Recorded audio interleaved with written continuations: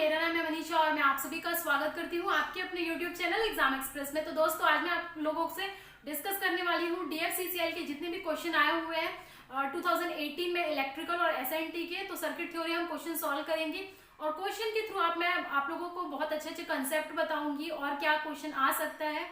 तो जब मैंने DFCCL का पेपर को एनालिसिस किया तो देखिए उसमें बहुत सारे ऐसे क्वेश्चन थे सर्किट थ्योरी के जिसमें आप लोगों को फंसाया जा सकता था। तो कौन सा क्वेश्चन सेलेक्ट करना चाहिए और कौन सा क्वेश्चन को बाद में सॉल्व करना चाहिए वो मैं ये सब डिस्कस करूंगी जब हम क्वेश्चन देखेंगे। तो ठीक है, तो सेशन को लाइक कर दीजिए, शेयर कर दीजिए और चैनल को सब्सक्राइब नहीं किए तो चैनल को सब्सक्राइब कर दीजिए और बेल आइकन प्रेस करना ना भूलें ताकि जितने अपडेट्स और नोटिफिकेशन है हमारे वीडियोस के दोस्तों सबसे पहले आप तक पहुंच सके। तो ये देखिए, अगर ये DFCCL का मैं करवा रही हूँ इसका ये मतलब नहीं है कि ये सिर्फ DFCCL के लिए ही है। जितने भी टेक्निकल हमारे पेपर्स होते हैं SNT और इलेक्ट्रिकल के जिसमें सर्किट थ्योरी आता है उन सभी एग्जामों के लिए ये इंपॉर्टेंट है। तो आप लोगों के सामने स्क्रीन में क्वेश्चन लग जाएगा, आप इस क्वेश्चन को नोट करिए, क्वेश्चन को सॉल्व करने की कोशिश करिए, फिर मैं आप लोगों को एक एक करके अच्छे से तरीके से सॉल्यूशन बताऊंगी और कंसेप्ट डिस्कस करेंगे।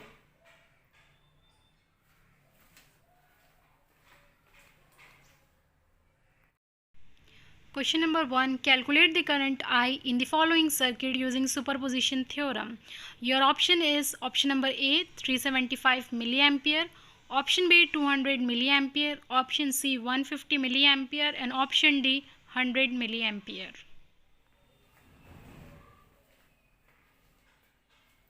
तो देखिए ये क्वेश्चन आप रीड कर चुके होंगे और उम्मीद करती हूँ कि आप लोग सॉल्व करने की कोशिश कर रहे होंगे। तो क्वेश्चन में आप लोगों से पूछा क्या है, देखिए आप लोगों से इस क्वेश्चन में पूछा हुआ है सर्किट थ्योरी में कि ये इस क्वेश्चन के लिए आप करंट की वैल्यू निकालिए, ठीक है, और बोला है with the help of superposition theorem.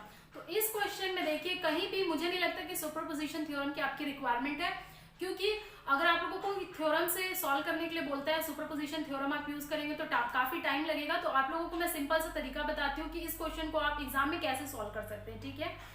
ये सब थ्योरम तभी अप्लाई आप करिएगा जब आप लोगों को कोई डिस्क्रिप्टिव पेपर हो, ठीक है, कोई मेंस का पेपर हो जिसमें आप लोगों को उसी मेथड से सॉल्व करना है।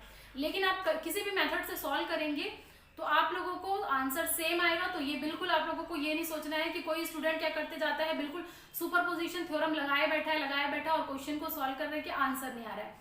तो सिंपल सा तरीका है, जितने भी थ्योरम व्योरम अगर ऑब्जेक्टिव क्वेश्चन में पूछते हैं तो कृपया आप लोगों से ना लगाएं, इस बात का आपको खास ध्यान देना है। अब आइए हम क्वेश्चन देख लेते हैं।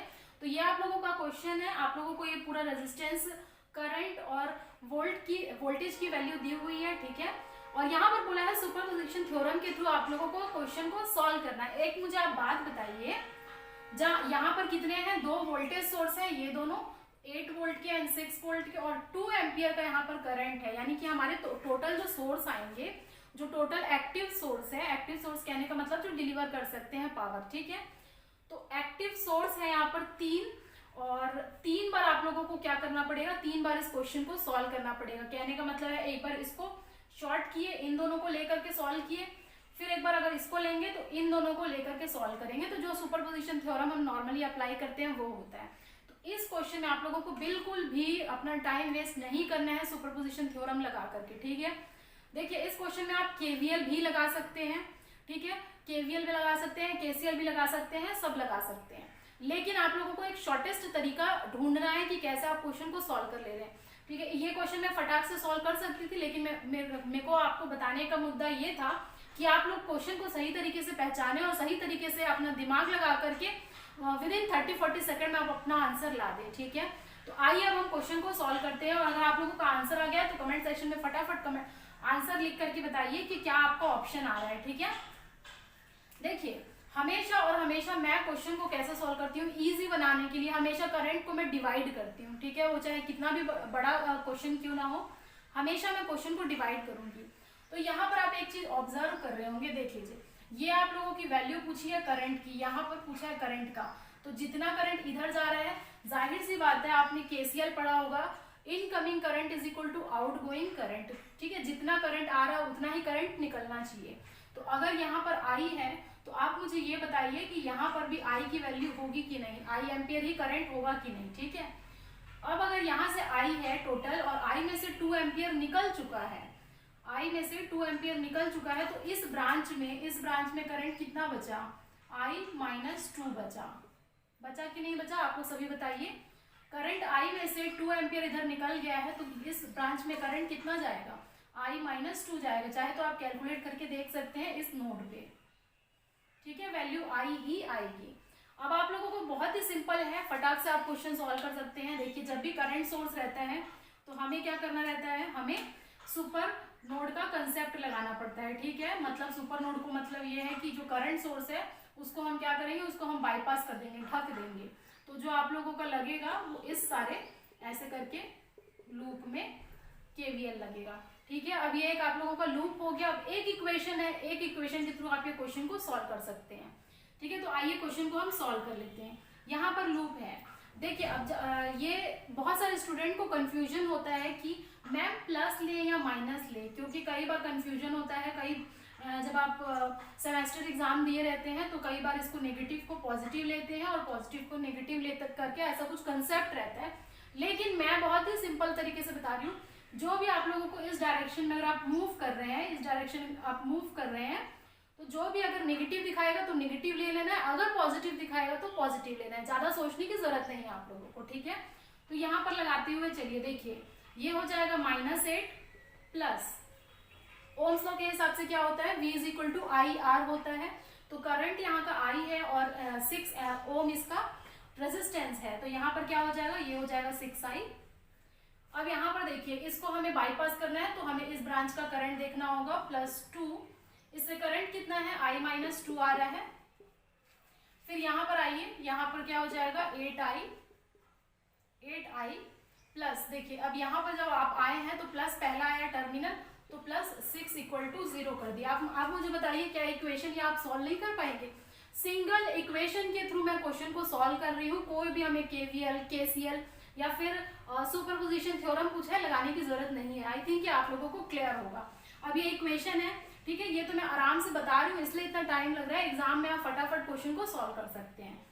तो ये हो जाएगा -8 + 6I + 2I - 4 + 8I + 6 = 0। तो देख लीजिए यहाँ पर कितने करंट हैं और उसको एक साथ ले लीजिए। तो ये हो जाएगा 6I, 2I, 8I, ठीक है। 8 और 2 10 और 16 हो जाएगा ये।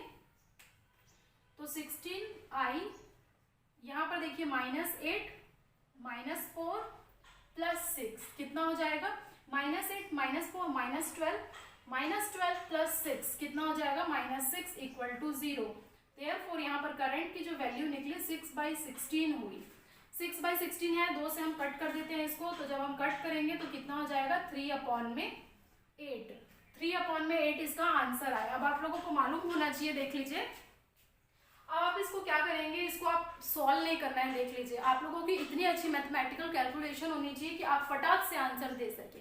अब आप कैसे आंसर देंगे, देखिए जब आप एप्टीट्यूड, रीजनिंग वगैरह सॉल्व करते हैं, एप्टीट्यूड वगैरह, तो इसीलिए कमांड होनी चाहिए। और हमारी रीजनिंग के क्लासेस भी चल रही हैं, विक्रम सर ले रहे हैं। तो जितने भी स्टूडेंट तैयारी कर रहे हैं वो प्रैक्टिस सेशन ज़्यादा से ज़्यादा लगाइए, मैथ का, रीजनिंग का, ताकि आप लोगों का कंसेप्ट और क्लियर हो सके और क्वेश्चन आप ज़्यादा ऑब्जेक्टिव लगा सकें। देखिए, आप लोगों को याद रखना है ये मैथ है, लेकिन इलेक्ट्रिकल में बहुत ज़्यादा काम आता है आप लोगों के। नेटवर्क थ्योरी या फिर और भी सब्जेक्ट्स है, उसमें 1/2 की वैल्यू होती है 0.5, 1/4 की वैल्यू होती है 0.25, आधा होते जा रहा है तो 1/8 की वैल्यू क्या हो जाएगी, 0.125, आधा होते जा रहा है, 0.5 का आधा 0.25, 0.25 का आधा 0.125। अब यहाँ पर वैल्यू क्या दिया है, वैल्यू दिया है 3/8। तो मतलब इसको आप क्या करेंगे, 3 से मल्टीप्लाई कर देंगे। तो अगर यहाँ 3 से मल्टीप्लाई किए हैं तो यहाँ भी 3 से मल्टीप्लाई करना पड़ेगा। तो 3/8 का जो मान है, जो वैल्यू है, अब इसको आप मल्टीप्लाई कर दीजिए, बिल्कुल सिंपल है। 0.125 × 3 करेंगे तो कितना आ जाएगा, 37.5, ठीक है। लेकिन अपॉन में है तो इसीलिए 0.375 आएगा। इसको मल्टीप्लाई आप करके देख लीजिए, 0.375 आएगा। अब ये हमारा क्या है, 3/8 जो आई हुई है 0.375, वो हमारा एम्पियर में है। लेकिन आप लोगों को ऑप्शन किस में दिया है, मिली एम्पियर में दिया है। तो मिली एम्पियर के लिए हम लोगों को क्या करना पड़ेगा, हम लोगों को 375 यानी कि 0.375 को 1000 से आप मल्टीप्लाई कर दीजिए तो आपका आंसर क्या हो जाएगा, 375 मिली एम्पियर्स, ठीक है। तो इस क्वेश्चन के लिए आप लोगों का ऑप्शन आई थिंक ए है, तो A is the correct answer, 375 milliampere. और इतना भी आप लोगों को सॉल्व करने की जरूरत नहीं है, मिली एम्पियर में दिख रहा है आप लोगों को। अगर ऑप्शन 0.375 यानी कि 375 का डेटा अगर आप लोगों को दिख रहा है तो फटाक से आप आंसर को मार्क कर दीजिए, ठीक है। तो आई थिंक कि आप लोगों को क्लियर होगा। तो देखिए, क्वेश्चन सॉल्व करना अलग बात है, आंसर सॉल्व करना अलग बात है। मैं जानती हूँ आप लोग इतने स्मार्ट है कि क्वेश्चन को सॉल्व कर ही लेंगे, लेकिन कौन सा क्वेश्चन को अटेम्प्ट किस तरीके से करना है वो इम्पोर्टेंट है। तो अब हम जब भी ये इस टाइप के क्वेश्चन सॉल्व करेंगे, हम हमेशा करंट को डिवाइड करके सॉल्व करेंगे और एक इक्वेशन देखिए यहाँ पर हम बनाएंगे, उसी को सॉल्व करेंगे, ठीक है। तो आंसर आपको यही आ गया था, लेकिन मैं कुछ मैथमेटिकल कैलकुलेशन इसलिए बताई हूँ कि और भी क्वेश्चन के लिए ये इंपॉर्टेंट हो जाता है। तो कितने लोगों का करेक्ट आंसर आया कमेंट सेक्शन में आप कमेंट करें, फिर हम नेक्स्ट क्वेश्चन देखते हैं। Question number 2.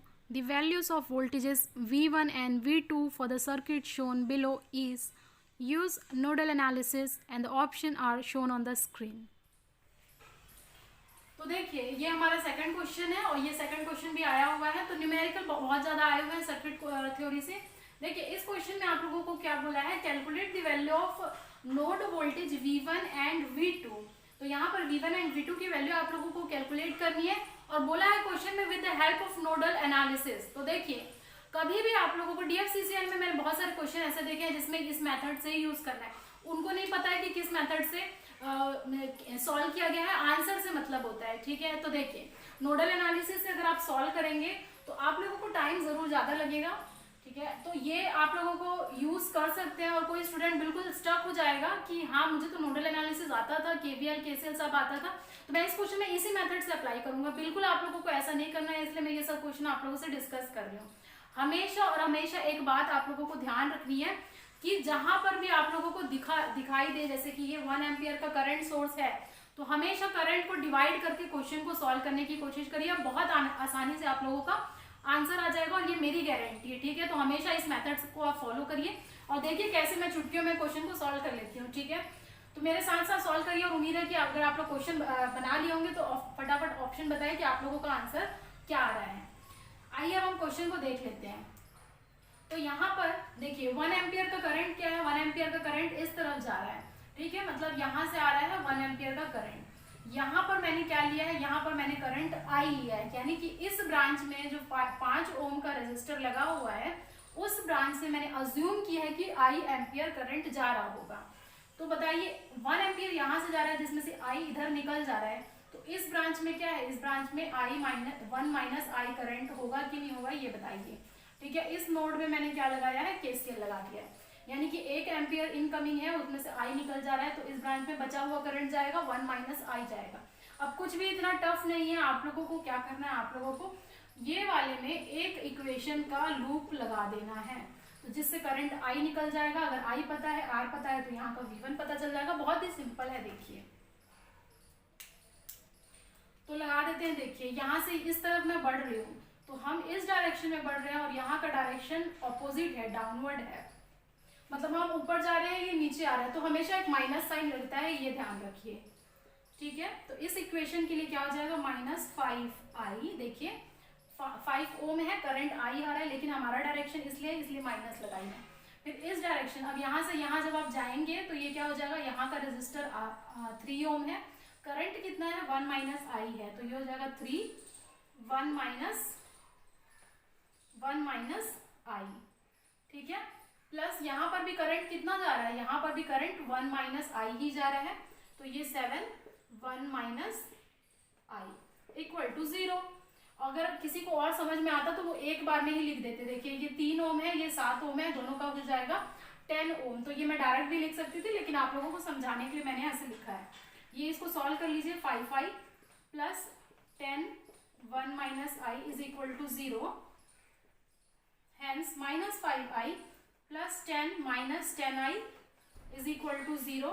यहाँ पर हम सॉल्व कर लेते हैं आगे, तो यहाँ पर कितना हो जाएगा देख लीजिए, 15 -5 -10 -15I plus 10 is equal to 0 और I इज इक्वल टू क्या हो जाएगा, ये इस तरफ जाएगा 15I, या फिर 15I इज इक्वल टू 10 और I is equal to 10 upon में 15 इज इक्वल टू 5 से कट कर दीजिए तो 2 अपॉन में 3। यानी कि करंट कितना आया इस ब्रांच में 2/3 आया है। ठीक है, आप चाहे तो नोडल से भी कर सकते हैं, लेकिन मुझे ये मेथड सबसे बेस्ट लगता है। अब यहाँ पर देख लीजिए, आप लोगों को आई मालूम है, तो यहाँ का वोल्टेज कितना आ जाएगा, V1 रेफरेंस के टर्म में V1 की वैल्यू I इंटू 5 ओम है, तो यहाँ से मेरी वैल्यू आ गई V1 is equal to I into 5 ohm. ठीक है, I इंटू 5 ओम, I की वैल्यू देख लीजिए 2/3 इंटू 5 इक्वल टू V1 की वैल्यू आई 10/3 वोल्ट्स। तो ये हमारा आंसर आ गया। ऑप्शन देख के आप समझ पा रहे होंगे। अब V2, इस ब्रांच में करंट कितनी जा रही थी, इस ब्रांच में तो करंट आई नहीं 1 माइनस आई जा रही थी, तो जो V2 की वैल्यू होगी, आप मुझे बताइए, जो V2 की वैल्यू होगी वो कितनी होगी। V2 की वैल्यू होगी, यहाँ से अगर आप लोगों को V2 पूछा है तो ये रेफरेंस के अगर मैं टर्म्स में देखूं तो 1 माइनस आई करंट इस ब्रांच का इंटू रेजिस्टेंस की वैल्यू है 7, तो ये हो जाएगा 1 माइनस आई इंटू 7। ठीक है, 1 माइनस आई, अगर 1 में से 2/3 को माइनस करेंगे तो कितना आएगा बताइए, इंटू 7, तो ये हो जाएगा 3 माइनस 2 1, 1/3 इंटू 7, हैंस V2 की वैल्यू देख लीजिए 7/3 वोल्ट्स आई। तो मुझे नहीं लगता ये डिफिकल्ट है, मैं एक एक स्टेप कर रही हूँ इसलिए मुझे समय लग रहा है, अदरवाइज मैं एक बार में इसका आंसर निकाल सकती थी। आई की वैल्यू आ गई, V1 और V2 की वैल्यू में निकाल दी। तो यहाँ से आप लोगों का जो ऑप्शन आएगा वो ऑप्शन क्या आ रहा था, हमारा ऑप्शन बी आ रहा था। ठीक है, ये करेक्ट है कि नहीं आप बताइए।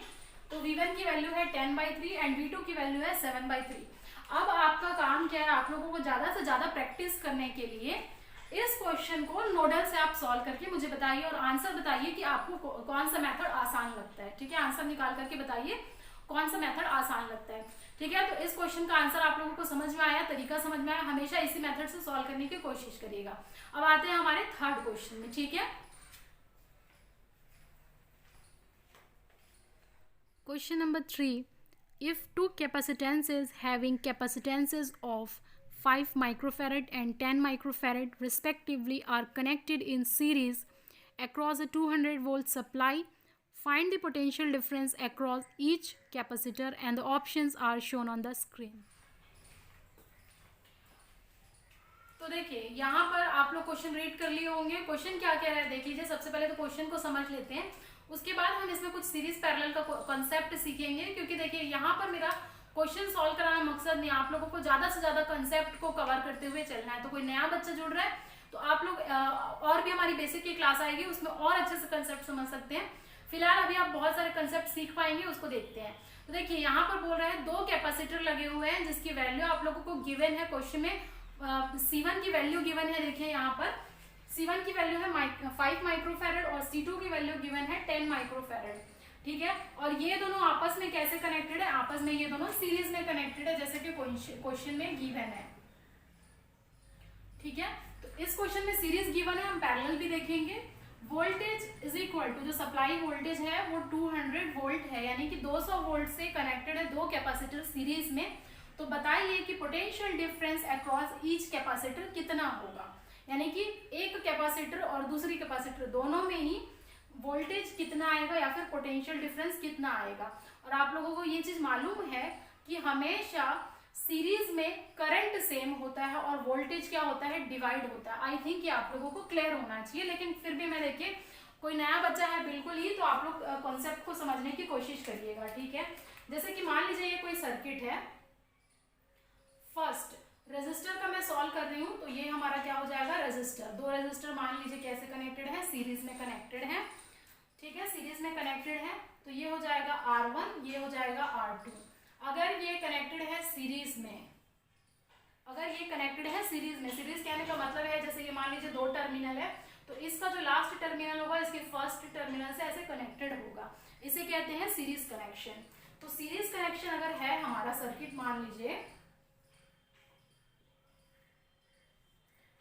तो ये हमारा वोल्टेज सोर्स है, मान लीजिए डीसी बैटरी से कनेक्टेड है, जिसमें हमारा वोल्टेज क्या है, वोल्टेज हमारा V है।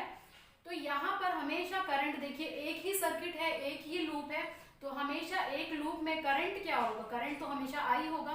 अगर इस रेजिस्टर से करंट I फ्लो हो रहा है तो डेफिनेटली इस रेजिस्टर से भी करंट क्या होगा, I ही फ्लो होगा। तो हमेशा सीरीज रेजिस्टेंस में, सीरीज कनेक्शन में I हमेशा क्या होता है, कांस्टेंट होता है। ये समझने की जरूरत है आप लोगों को।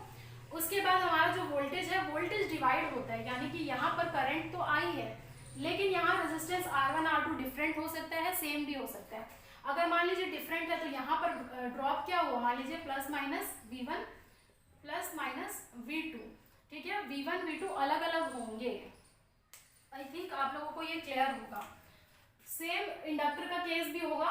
तो यहाँ पर जो V1 की वैल्यू रहेगी, देख लीजिए I इंटू R1 होगा, I इंटू R1, और जो V2 की वैल्यू होगा क्या हो जाएगा, I इंटू R2 होगा। समझ में आया आप सभी लोगों को? तो यहाँ से जो हमारा वोल्टेज डिवीजन रूल लगता है, ठीक है, डिटेल्स में मैं और बात कराऊंगी डेरिवेशन कैसे आया, क्योंकि बहुत क्लास लंबी हो जाएगी, हम यहाँ पर क्वेश्चन को फोकस करते हैं। वोल्टेज डिवीजन रूल के हिसाब से जो हमारा V1 आएगा, वोल्टेज अक्रॉस फर्स्ट रेजिस्टर, वो हो जाएगा total voltage into, total voltage होगा into same resistance, into same resistance upon में total resistance R1 plus R2। इसे कहते हैं वोल्टेज डिवीजन रूल, यानी कि वोल्टेज क्या हो गया, डिवाइड हो गया। V1 is equal to total voltage V है इनटू सेम रेजिस्टेंस R1, जिसके अक्रॉस निकालना वही ऊपर में रहेगा, upon R1 R2, R1 plus R2। तो ये आपका क्या हो जाएगा, ये आपका हो जाएगा V1 वोल्टेज डिवीजन रूल। समझ में आया? सिमिलरली अगर मैं V2 कहूँ तो V2 की वैल्यू क्या हो जाएगी, total voltage into R2 upon में R1 प्लस R2। ये हो गया आप लोगों का V2 जो वोल्टेज अक्रॉस रेजिस्टर 2 था, वो हो गया वोल्टेज डिवीजन रूल के अकॉर्डिंग। अगर मान लीजिए इसके अक्रॉस में इंडक्टर दिया रहा, मान लीजिए अक्रॉस में इंडक्टर दिया रहा, जैसे कि ये इंडक्टर दिया रहा L1 और L2, और सेम आपको बोला गया कि एक वोल्टेज सप्लाई वोल्टेज V है और V1 और V2 से कनेक्ट हो रहा है, तो फॉर्मूला इसमें सेम रहेगा। फॉर्मूला क्या रहेगा, बिल्कुल सेम रहेगा। ये रेजिस्टर और इंडक्टर हमेशा एक जैसे रहते हैं, याद करने के लिए मैं बता रही हूँ। लेकिन अभी आप लोगों का कैपेसिटर है और दो कैपेसिटर को पैरेलल में कनेक्ट किया गया है, सॉरी दो कैपेसिटर को सीरीज में कनेक्ट किया गया है अक्रॉस अ वोल्टेज। जो वोल्टेज आप लोगों को गिवन है, जो वोल्टेज आप लोगों को यहाँ पर गिवन है, वो है 200 वोल्ट टोटल वोल्टेज है। तो यहाँ पर C1 की वैल्यू हम लिख लेते हैं C2। तो ये कितना गिवन है, ये गिवन है 10 माइक्रोफैरेड और ये गिवन है 5 माइक्रोफैरेड, ठीक है दोनों का। इसके अक्रॉस में क्या हो जाएगा, इसके अक्रॉस में वोल्टेज V1 एंड V2, तो इसमें पूरा ऑपोजिट हो जाता है, इसमें ऑपोजिट हो जाता है। यहाँ पर जो V1 की वैल्यू आएगी वो total voltage into C2 upon में C1 प्लस C2, मतलब जो रेजिस्टर है ना उसका आप अपोजिट कर दीजिए। सिमिलरली V2 हो जाएगा V C1 अपॉन में C1 प्लस C2। अब फॉर्मूला आप लोगों के सामने है, फटाफट से मुझे कैलकुलेट करके बताइए कि आप लोगों की V1 और V2 की वैल्यू कितनी आई है, ठीक है, और कौन सा आपका ऑप्शन आया है। तो ये मैं रब कर दे रही हूँ, ठीक है, ये मैं रब कर दे रही हूँ।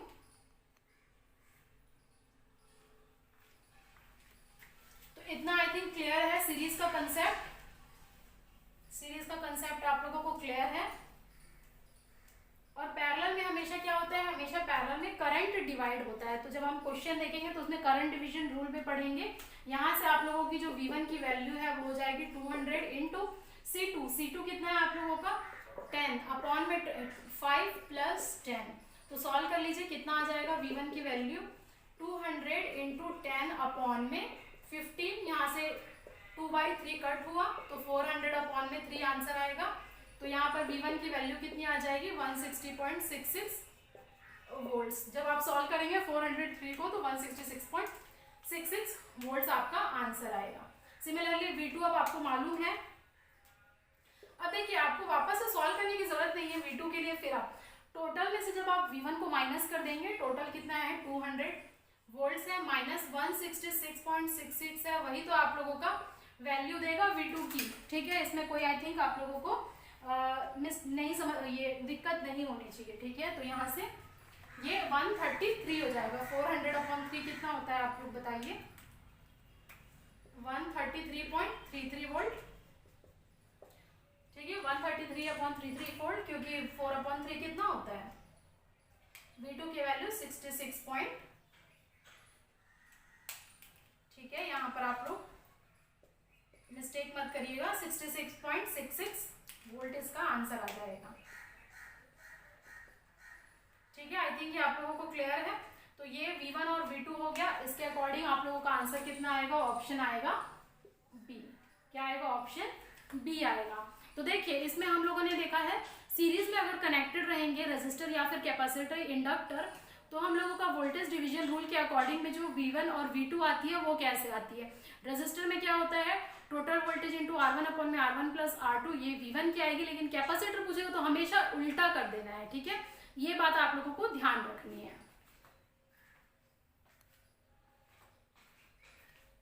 Question number 4. A heater takes a current of 7 ampere from a 230 volt source for 12 hours. Calculate the energy consumed in kilowatt hour, and options are option A 2.76 kilowatt hour, option B 1.61 kilowatt hour, option C 38.64 kilowatt hour, and option D 19.32 kilowatt hour. ठीक है, तो देखिए ये हमारा जो next question है बहुत ही simple है। उम्मीद करती हूँ कि आप लोगों को सबको मालूम होगा। तो बहुत ही सिंपल है, फिर भी हम एक बार देख लेते हैं कि फॉर्मूला क्या है। इस क्वेश्चन में आप लोगों को बोला है कि E की वैल्यू यानी कि एनर्जी कंज्यूम्ड की वैल्यू निकालिए। एक हीटर कितना कंज्यूम कर रहा है? 7 एम्पियर करंट ले रहा है, 230 वोल्ट है वोल्टेज, और टाइम दिया हुआ है 12 घंटे के लिए वो हीटर चल रहा है। तो बताइए किलोवाट आवर में इसकी एनर्जी कितनी कंज्यूम होगी। ठीक है, तो ये आप लोगों को बिल्कुल सिंपल सा फॉर्मूला होता है, देख लीजिए। सबसे पहले जो पावर होता है देख लीजिए, बिल्कुल बेसिक से बता रही हूँ। पावर पी से हम डिनोट करते हैं। पी क्या होता है? V इंटू आई होता है। वोल्टेज इंटू करंट को, V क्या है? V हमारा वोल्टेज है, I हमारा करंट है। तो VI अगर आप करेंगे तब हम आपका क्या हो जाएगा? पावर निकलेगा। ठीक है, यहाँ पर मैं पावर फैक्टर नहीं ले रही हूँ क्योंकि हमारा क्या है? डीसी सर्किट है और उसके लिए हमारा पावर फैक्टर की वैल्यू यूनिटी होती है, यूपीएफ पावर फैक्टर है। हीटर यानी कि एक सिंपल रेजिस्टर। रेजिस्टर के लिए क्या होता है? दोनों I और V फेस में होते हैं। तो जो फेस डिफरेंस होता है दोनों के बीच का वो क्या हो जाता है? 0 होता है, 0 डिग्री। और cos 0 की वैल्यू आप लोगों को मालूम है 1 होती है। तो एक्चुअल में क्या होता है? P is equal to VI cos phi होता है। cos फाई होता है। हीटर कहने का मतलब क्या है कि एक रेजिस्टर R होगा, रेजिस्टर R होगा। और आप लोगों को मालूम है कि ये R है, ये करंट I है, और अगर ये वोल्टेज है तो यहाँ पर जो दोनों का फेज डिफरेंस होता है cos फाई, ठीक है, फाई आएगी 0 डिग्री। कोई भी फेज डिफरेंस नहीं होता है। फेज डिफरेंस हमेशा और हमेशा इंडक्टर और कैपेसिटर की वजह से आता है। तो ये फेज डिफरेंस 0 हो जाएगा तो cos फाई 1 हो जाएगी, इसकी वैल्यू 1 हो जाती है cos फाई की। तो ये VI हो गया, ये पहला फॉर्मूला। ठीक है, second formula P is equal to क्या होता है? I स्क्वायर इंटू R होता है। ये सभी को मालूम है, I स्क्वायर R होता है। ठीक है, और इसी जो P है, P का क्या होता है? V स्क्वायर अपॉन R भी होता है, ये भी आप लोगों को मालूम है। ये करंट के टर्म्स में I स्क्वायर R हो जाएगा, ये वोल्टेज के टर्म्स में हो जाएगा V स्क्वायर अपॉन में R हो जाएगा। ठीक है, पावर की यूनिट क्या होती है आप लोगों को मालूम है? पावर की यूनिट होती है वॉट, वॉट होता है। ठीक है, वॉट होता है। अब आप लोगों को ये भी मालूम है कि फिफ्थ पॉइंट, एनर्जी जो होता है, एनर्जी जो होता है जिसे हम डिनोट करते हैं E से, एनर्जी जिसे हम डिनोट करते हैं E से, ये होता है पावर इनटू टाइम। ठीक है, मतलब वो कितना पावर कंज्यूम कर रहा है, और जब टाइम से मल्टीप्लाई करेंगे यानी कि जो भी वॉटेज रेटिंग आएगी उसको अगर वो कितने देर के लिए चल रहा है उससे अब मल्टीप्लाई करेंगे तो एनर्जी कंज्यूम होगा। तो आप लोगों को देखते होंगे एनर्जी मीटर में आप लोगों को ये रेटिंग आती है किलोवाट आवर की, वही चीज है। ठीक है, तो ये हो जाएगा E is equal to power, या तो आप P इंटू टी करिए या फिर E is equal to V into I into T करिए। ठीक है, V into I into T करिए या तो फिर पावर इंटू टाइम करिए। अब इस क्वेश्चन में कुछ नहीं रह गया था, इतना सारा चीज मैंने बता दिया। जितने भी फॉर्मूले हैं I square R V square upon में R, वोल्टेज यूनिट बता दिया। अब एनर्जी का यूनिट क्या है? देखिए एनर्जी का यूनिट है एक तो किलोवाट आवर या फिर वॉट आवर भी हो सकता है, वॉट आवर भी हो सकता है, या फिर आवर की जगह सेकंड भी दे सकता है। ठीक है, आवर की जगह सेकंड भी दे सकता है। और यूनिट क्या है? और यूनिट है जूल। तो एनर्जी का यूनिट होता है जूल। ठीक है, तो तो अब आप मुझे ये बताने वाले हैं कि दोनों में रिलेशन क्या होता है, ये आप कमेंट सेक्शन में कमेंट करके बताएं। अब इस क्वेश्चन को सॉल्व कर लीजिए फटाक से। तो ये हो जाएगा V into I into T. Voltage कितना है, वोल्टेज इस क्वेश्चन में हमारा 230 है, इंटू करंट कितना है, करंट हमारा है 7, और कितने घंटे के लिए जो हीटर है वो चल रहा है, 12 घंटा के लिए चलाया गया है। तो आप इसको सॉल्व करके आंसर बताइए कितना आ रहा है। तो आपका आंसर हो जाएगा, देख लीजिए, 23 इंटू 7 करेंगे या फिर 12 इंटू 7 कितना होता है 84। 84 को जब आप 23 से मल्टीप्लाई करेंगे तो 12, ये हो जाएगा 25, 8 और ये हो जाएगा 16। तो ये हो जाएगा, ठीक है, 19.3, यानी कि इतना आ रहा है 19320। ये वैल्यू आ रही है। आप सॉल्व करके आप बताइए मैंने सही लिखा है कि नहीं। ठीक है, 19320। ये क्या है, ये आप लोगों को वॉट आवर में गिवन है, लेकिन क्वेश्चन में क्या गिवन है, किलोवाट आवर। क्वेश्चन में गिवन है किलोवाट आवर। तो क्वेश्चन की क्या रिक्वायरमेंट है वो देखिए। वैसे तो आंसर यहीं पर आ गया, आपको फिगर दिख गया होगा 13.2 वाला, लेकिन किलोवाट से वॉट में कैसे कन्वर्ट करते हैं एक बार ये भी देख लीजिए, या फिर वॉट से किलोवाट में कैसे जाते हैं। क्योंकि अगर छोटा छोटा अगर बेसिक कंसेप्ट क्लियर नहीं होगा तो आप लोगों को फिर बड़े बड़े क्वेश्चन में दिक्कत आएगी।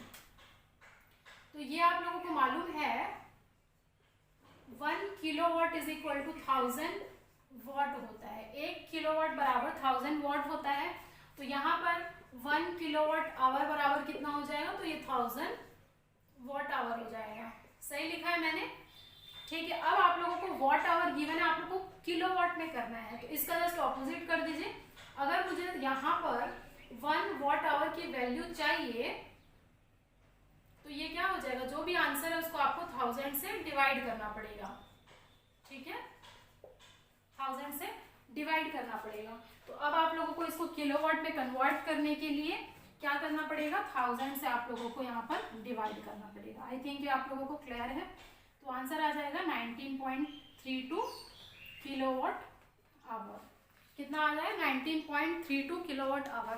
देखिए क्वेश्चन सॉल्व करना बहुत ही अलग बात है, लेकिन आप लोगों को आंसर लाना और किस तरीके से सोचना है उस क्वेश्चन के लिए वो अलग बात है। तो इसके लिए आपका आंसर क्या हो जाएगा, आंसर डी आ जाएगा। ठीक है, आंसर डी।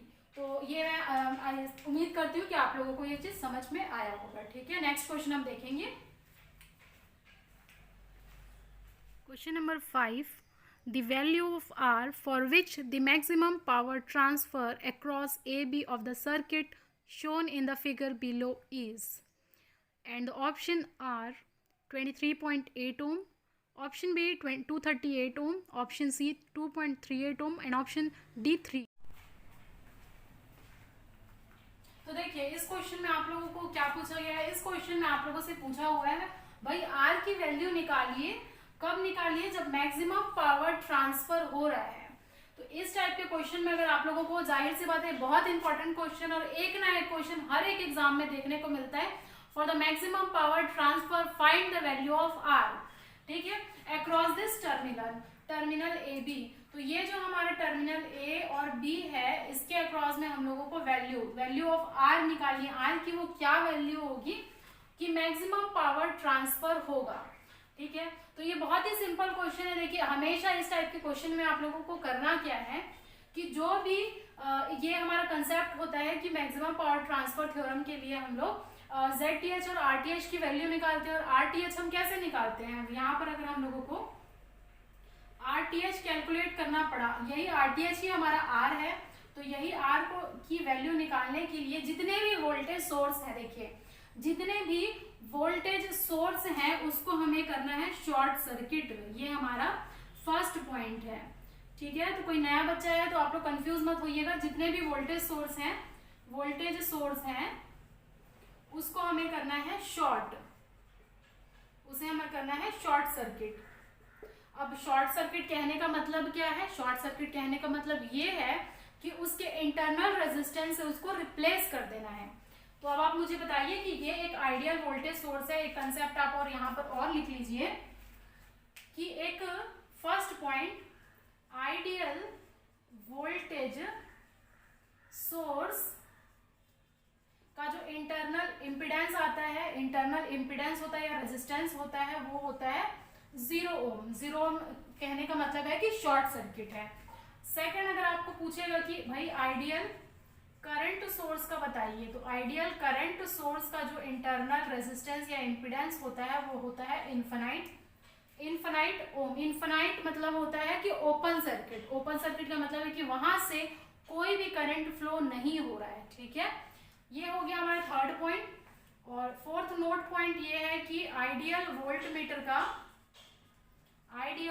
मीटर का होता है infinite resistance. Ideal volt meter का अगर एक इंटरनल इम्पीडेंस आप लोगों से पूछा या इंटरनल रेजिस्टेंस आप लोगों से पूछा तो इनफाइनाइट ओम करना है। फोर्थ पॉइंट ये हो जाएगा कि आइडियल एमीटर अगर पूछेगा तो 0 ओम हो जाएगा। और ये चारों बातें आप लोगों को क्वेश्चन के टर्म्स में कभी भी पूछा जा सकता है, तो इसको मोस्ट इम्पॉर्टेंट आप लोग नोट पॉइंट मार्क कर लीजिए। और इससे डेफिनेटली हर एक एग्जाम में एक एक क्वेश्चन आता है। तो यहाँ पर अभी हम लोगों को क्या करना है, वोल्टेज सोर्स। अब मैं कैसे याद रखती थी कि कई बार क्या होता है ना, हम एग्जाम में जाते हैं और हम उसे भूलने लगते हैं, कंफ्यूज होने लगते हैं। तो मैं हमेशा सिर्फ एक ही चीज याद रखती थी कि आइडियल वोल्टेज सोर्स का होता है 0 ओम। 0 ओम होता है, उसके अकॉर्डिंग हर एक चीज आप क्या कर सकते हैं, हर एक चीज याद कर सकते हैं। अगर आइडियल वोल्टेज सोर्स का 0 है तो वोल्ट मीटर का इनफाइनाइट होगा। सिमिलरली आप ये चारों डेटा याद रख सकते हैं। तो ये आप अपने कॉपी में नोट पॉइंट करते हुए चलिए।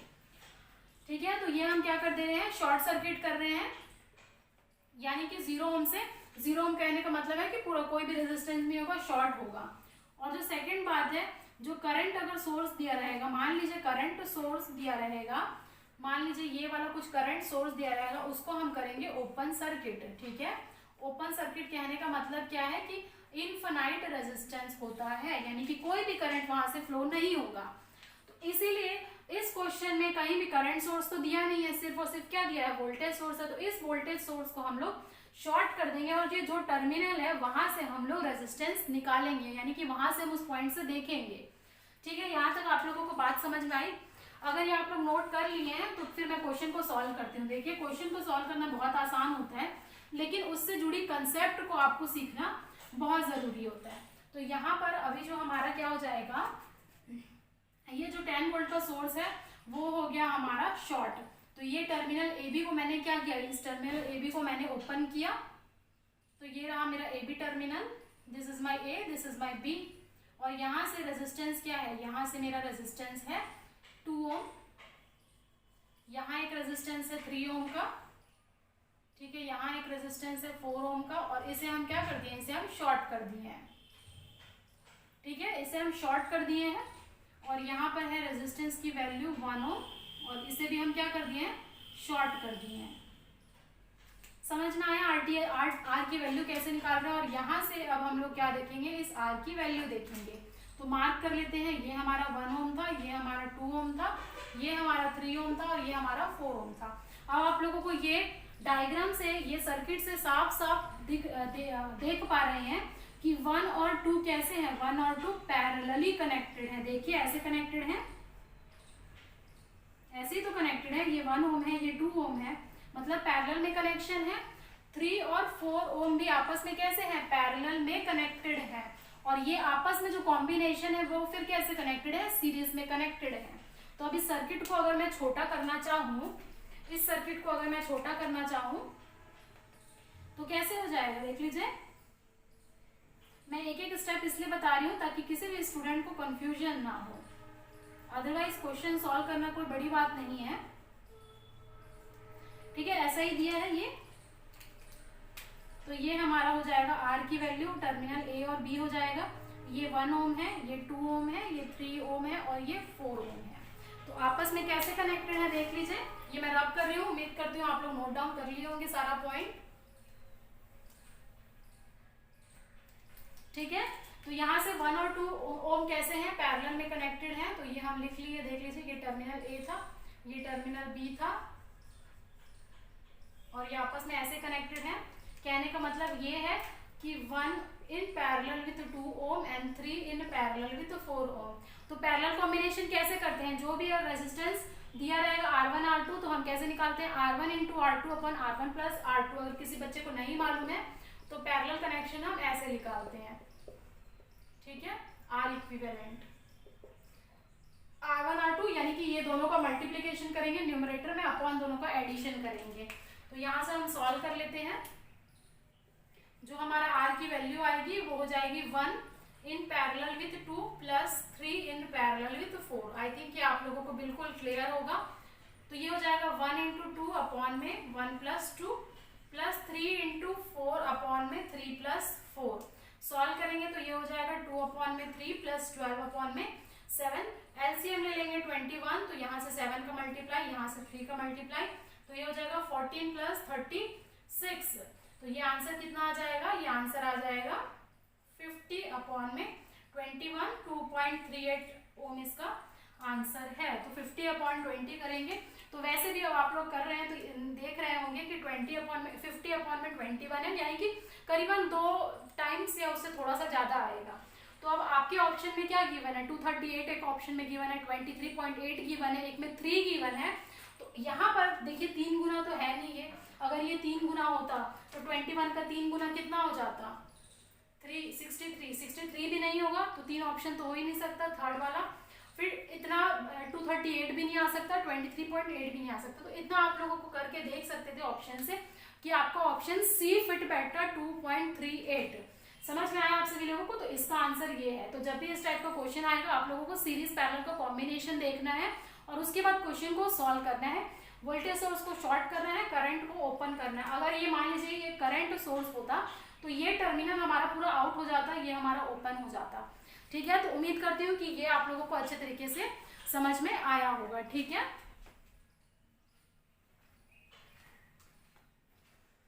Question number 6, for the circuit shown in the figure, find the value of current I, and the options are option A 1 ampere, option 2 2 ampere, option 3 3 ampere and option D 0 ampere।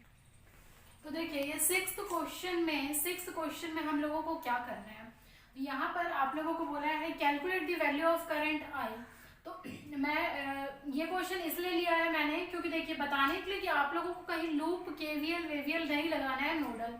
ये इतना simple question है, इसको easily आप solve कर सकते हैं। ठीक है, लेकिन कुछ लोग क्या करेंगे यहाँ पर 3 लूप बना करके क्वेश्चन को सॉल्व करने की कोशिश करेंगे।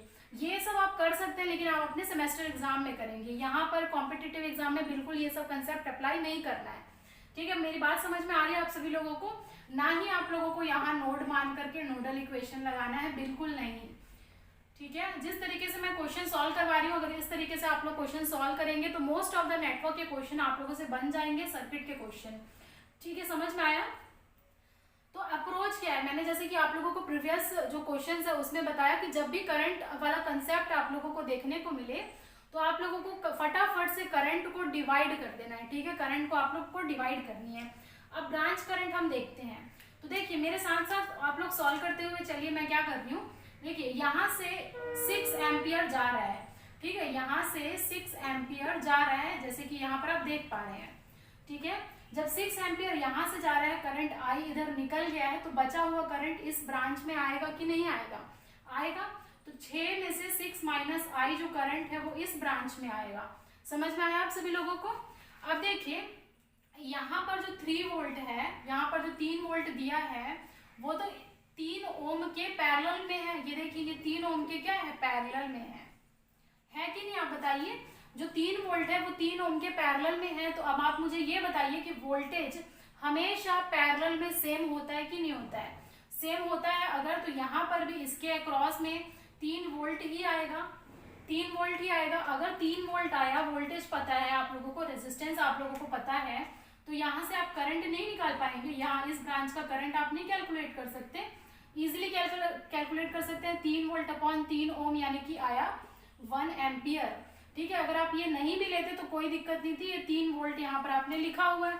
अब देखिए कितना सिंपल क्वेश्चन है, कितना सिंपल क्वेश्चन है। अब आप लोगों को सिंगल एक लूप लगाने की जरूरत है इस क्वेश्चन में। ठीक है, सिंगल एक लूप लगा दीजिए, चाहे तो आप इस डायरेक्शन में लगा सकते हैं, चाहे तो आप इस डायरेक्शन में लगाते हैं, कोई इश्यू नहीं है। ठीक है, तो हमेशा जैसे कि रेफरेंस के लिए मैं हमेशा इस डायरेक्शन में लेना पसंद करती हूँ। ये आपकी मर्जी है कि आप इस डायरेक्शन में जाना चाहते हैं या इस डायरेक्शन में, लेकिन जो भी आप लोगों को दिखेगा वो आप लोगों को टर्मिनल लेकर के चलना। एक लूप अब आपको लगाना है। जैसे कि पिछले क्वेश्चन में हम लोगों ने देखा था, देखिए हमारा डायरेक्शन इस तरफ है लेकिन ऊपर से जो करंट आ रहा है वो डाउनवर्ड डायरेक्शन में है, तो इसलिए एक नेगेटिव साइन आएगा, ठीक है। और यहाँ का रेजिस्टेंस कितना है, 1 ओम है, करंट कितना है, 6 माइनस आई है, तो V is equal to I R कर रहे हैं, तो ये हो गया रेजिस्टेंस, माइनस इसलिए लगाया क्योंकि डायरेक्शन ऑपोजिट है, 6 माइनस आई, ठीक है। अब यहाँ पर जब आप लूप जाएंगे तो यहाँ से बढ़ते हुए जाएंगे तो यहाँ पर क्या हो जाएगा, 2i हो जाएगा, प्लस यहाँ का वोल्टेज कितना है, हम लोग क्या कर रहे हैं, हम लोग तो लूप लगा रहे हैं, लूप में हम लोगों को सारा वोल्टेज की वैल्यू लिखनी रहती है। अगर डायरेक्ट वोल्टेज है तो डायरेक्ट वोल्टेज लिख देंगे, अगर करंट और रेजिस्टेंस के टर्म्स में दिया तो ओम्स लॉ के हिसाब से V is equal to I R होता है, तो रेजिस्टेंस इंटू करंट कर देंगे, प्लस यहाँ का वोल्टेज कितना है, प्लस 3 वोल्ट है, इज इक्वल टू 0, ठीक है। लूप में हम ऐसे ही लगाते हैं। अब इस इक्वेशन को अगर आप सॉल्व कर देंगे, सिंगल इक्वेशन सोचिए, सिंगल इक्वेशन को अगर आप सॉल्व कर देंगे आपकी आई की वैल्यू आ जाएगी, अंदर ब्रैकेट मल्टीप्लाई कर लीजिए, तो -1 इंटू 6 -6, -1 इंटू माइनस आई, ये अंदर जाकर हो जाएगा plus I plus 2i plus 3 is equal to 0, बराबर कितना हुआ देखिए, i प्लस 2i 3i हुआ, -6 plus 3 -3 is equal to 0, hence 3i is equal to 3, therefore I is equal to 1 ampere. इसमें क्या डिफिकल्ट था बताइए, कोई भी चीज डिफिकल्ट नहीं था।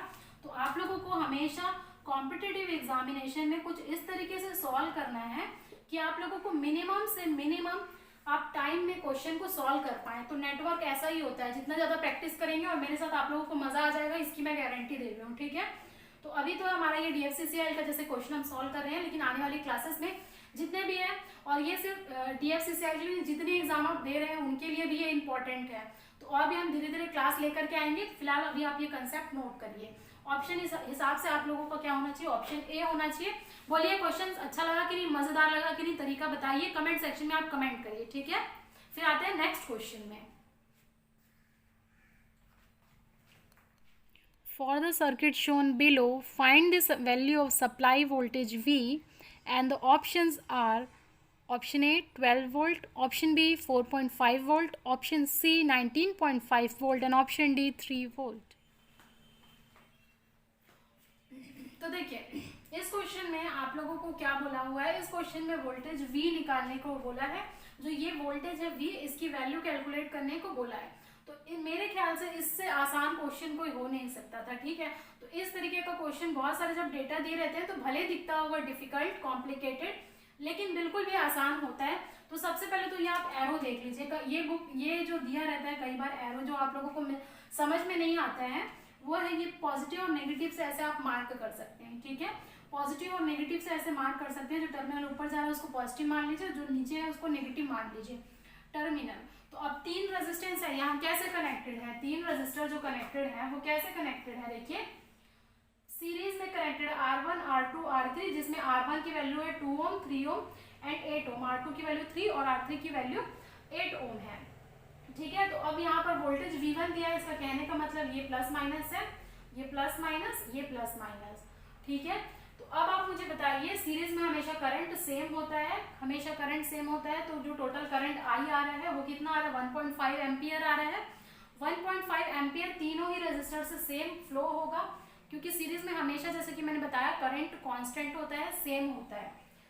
समझ में आया आप सभी लोगों को? तो बस सॉल्व करके फटाफट से आंसर बताइए। इसमें कोई भी कंसेप्ट ऐसा नहीं था, सिर्फ ये था एरो को देख करके बच्चे घबरा जाते हैं, तो इसलिए मैंने सोचा इस क्वेश्चन को उठाया जाए, आप लोगों को बताया जाए, ठीक है। तो अब यहाँ पर क्या हो जाएगा, यहाँ पर पॉजिटिव नेगेटिव मार्क कर लीजिए, पॉजिटिव नेगेटिव। अब यहाँ पर आप क्या करिए, आप यहाँ पर एक लूप लगा दीजिए, जो पहले दिखेगा जिस डायरेक्शन में जैसे आप जाएंगे, यहाँ पर यहाँ से एंटर करेंगे तो नेगेटिव पहले दिख रहा है तो नेगेटिव को कर दीजिए, फिर यहाँ जब आप आएंगे तो ऊपर में पॉजिटिव टर्मिनल पहले दिखेगा तो पॉजिटिव हो जाएगा, ठीक है। तो ये हो जाएगा -V plus V1 plus V2 plus V3 is equal to 0। I think कि आप लोगों को क्लियर है। देयरफॉर जो टोटल हमारा वोल्टेज V निकालने को कहा है वो V1 plus V2 plus V3 हो जाएगा, और यहाँ पर V1 क्या हो जाएगा, I into R1 plus I into R2 plus I into R3। तो I तो सब में क्या है, I तो सब में कॉमन है, तो हम कॉमन निकाल लेते हैं, तो ये हो जाएगा R1 plus R2 plus R3। Solve कर लेते हैं क्वेश्चन को। I की वैल्यू कितनी है, 1.5 है, इंटू R1 कितना है, R1 है 2 प्लस R2 है 3 प्लस 8, ठीक है। तो ये कितना आ जाएगा 1.5 इंटू 2 प्लस 3 प्लस 8 कितना हो जाएगा 8 प्लस 3 11 प्लस 13 हो जाएगा। अब देखिए, अब आप लोगों को यहाँ पर आता है कैलकुलेशन। तो इलेक्ट्रिकल में हम क्या करते हैं, बहुत सारे कैलकुलेशन को छोटा करने की कोशिश करते हैं, ठीक है। अदरवाइज अगर आप 1.5 मल्टीप्लाई बाई 13 करेंगे ना तो आप लोगों को बहुत टाइम लग जाएगा, ठीक है, टाइम लग जाएगा। इसीलिए हमेशा कोशिश किया करिए कि जैसे इस पॉइंट वाले की वैल्यू याद रखें। तो आपको पता है 1.5 मतलब 3/2 होता है। 3/2 इंटू 13 करेंगे। अब आप लोगों को पता है 13 इंटू 3 कितना होता है, 13 इंटू 3 39 होता है। अपॉन में 2 करेंगे। अब आसान हो गया कि नहीं ये इक्वेशन। तो 39 अपॉन में 2 करेंगे तो कितना आ जाएगा, ये आ जाएगा 19.5 वोल्ट। तो इस तरीके से देखिए क्वेश्चन को सॉल्व किया जाता है, ठीक है, 19.5 वोल्ट। तो इस क्वेश्चन के लिए आप लोगों का जो आंसर आएगा वो हो जाएगा ऑप्शन सी। तो मेरे ख्याल से आप लोगों को समझ में आ गया होगा, लेकिन मैं ये बताना चाहती हूँ कि आप लोगों को कैलकुलेशन कैसे करना है, ठीक है। हमेशा 1.5 इंटू 13 मत करिए आप, हमेशा उसको फ्रैक्शन वैल्यू में कन्वर्ट करके सॉल्व करने की कोशिश करिए, तो आसान होगा, ठीक है। नेक्स्ट क्वेश्चन अब देखते हैं हम लोग। Question number 8, find the value of admittance matrix Y12 for the two-port network shown below. Option A -0.05 mho, option B 0.1 mho, option C -0.2 mho and option D 0.05 mho.